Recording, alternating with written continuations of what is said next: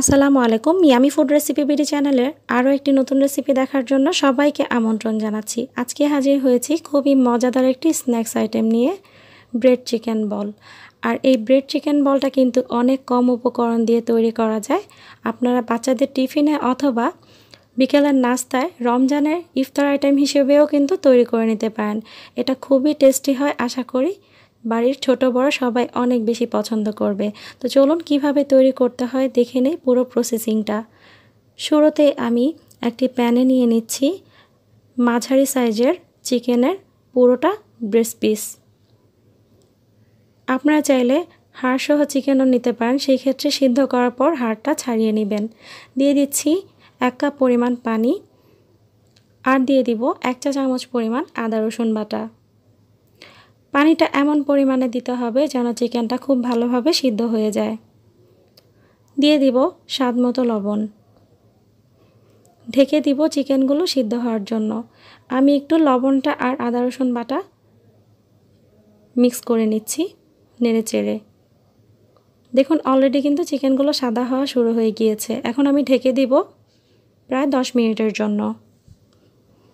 10 minute পর ঢাকনা খুলে চেক করে নিচ্ছি। দেখুন অনেকটা সিদ্ধ হয়ে গিয়েছে, পানিগুলো কিন্তু অনেকটাই কমে গিয়েছে। এখনও কিন্তু চিকেনের ভিতরের সাইডটা সিদ্ধ হয়নি। আবারও আমি প্রায় 10 মিনিটের মতো ঢেকে দিচ্ছি চিকেনটা খুব ভালোভাবে সিদ্ধ হওয়ার জন্য। যখন চিকেনটা খুব ভালোভাবে সিদ্ধ হয়ে যাবে আর পানিটা একেবারেই শুকিয়ে যাবে, চুলাটা আমি বন্ধ করে দিব। দেখুন পানিটা কিন্তু একেবারেই শুকিয়ে গিয়েছে, চিকেনটাও খুব ভালোভাবে সিদ্ধ হয়ে গিয়েছে। এখন আমি চুলাটা বন্ধ করে চিকেনগুলোকে ঠান্ডা করার জন্য একটা সাইডে রেখে দিব। আমার চিকেনগুলো ঠান্ডা হয়ে গিয়েছে। একটা কাঁটা চামচের মাধ্যমে আমি চিকেনগুলোকে ছাড়িয়ে নিচ্ছি।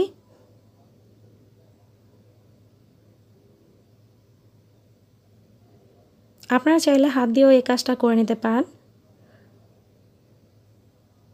দলা পাকানো চিকেনগুলোকেও আমি একটু হাত দিয়ে ছাড়িয়ে নিচ্ছি।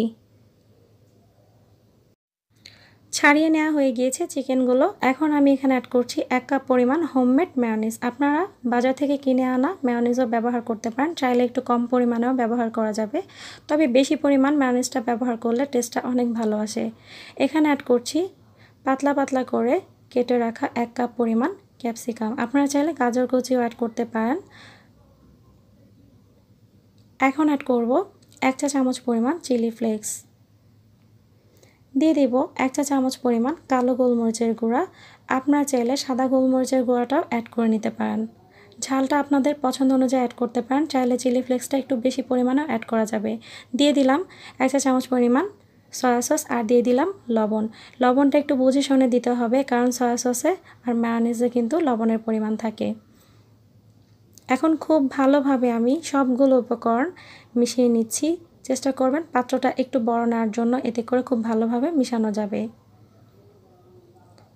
মিশানো হয়ে গেলে আমি চলে যাব নেক্সট স্টেপে। এখানে আমি কিছু ব্রেড নিয়ে নিয়েছি, আর ব্রেডগুলো অবশ্যই বড় সাইজের হতে হবে।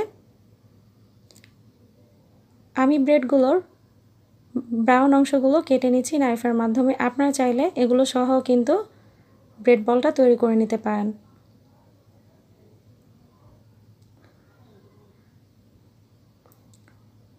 ব্রাউন অংশগুলো দিয়েও কিন্তু আপনারা চাইলে ব্রেড ক্রাম্ব তৈরি করে নিতে পারেন। এখন আমি 1 পিস ব্রেড নিয়ে নর্মাল পানিতে হালকা একটু চুবিয়ে নিব। খুব বেশি পানিতে রাখা যাবে না, এতে করে ব্রেডটা খুলে যাওয়ার সম্ভাবনা অনেক বেশি থাকে। হাত দিয়ে খুব ভালোভাবে চেপে চেপে পানিগুলোকে বের করে নিতে হবে। এখন দিয়ে দিচ্ছি ব্রেডের মধ্যে সেই তৈরি করা চিকেনের পুরটা। একটু বেশি পরিমাণে দিয়ে নিচ্ছি, আপনারা চাইলে একটু কম পরিমাণেও দিয়ে নিতে পারেন। ব্রেড দিয়ে খুব ভালোভাবে মুড়িয়ে দিচ্ছি। ব্রেডটাকে ভিজিয়ে নেওয়ার কারণে কিন্তু খুব সহজভাবে কভার করা যাচ্ছে। চেষ্টা করবেন যতটুকু চিকেনটাকে কভার করা যায়। এখন আমি ব্রেড ক্রাম্বে গড়িয়ে নিলাম। এই ব্রেড ক্রাম্বটা কিন্তু আমার হোমমেড তৈরি। এতে কিভাবে ব্রেড ক্রাম্ব তৈরি করতে হয় এর একটা রেসিপি আমার ডেসক্রিপশন বক্সে দেওয়া থাকবে, আপনারা চাইলে চেক করে নিতে পারেন। আবারও সেম প্রসেসিংয়ে আমি ব্রেডটাকে পানিতে ভিজিয়ে হালকা করে পানিটা ছাড়িয়ে আবার চিকেন দিয়ে বলের মতো করে বানিয়ে নিলাম। আবার আমি ব্রেড ক্রামে গড়িয়ে নিলাম। এভাবে করে সবগুলো ব্রেড চিকেন বল আমি বানিয়ে নিব। কতটা ইজি দেখেই কিন্তু বুঝতে পেরেছেন। এখন চলে যাব আমি ভাজার জন্য। ভাজার জন্য একটি প্যানে আমি পর্যাপ্ত পরিমাণ তেল নিয়ে নিয়েছি।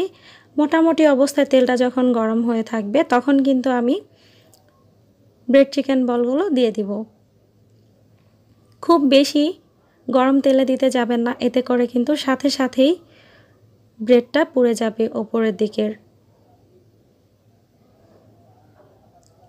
হালকাভাবে আমি একটু নেড়ে চেড়ে দিচ্ছি, খুব বেশি জোরে জোরে নাড়াচাড়া দরকার নেই, কারণ এটা অনেকটাই সফট থাকে, ওপরের দিকটা ভেঙে যাওয়ার সম্ভাবনা অনেক বেশি থাকে।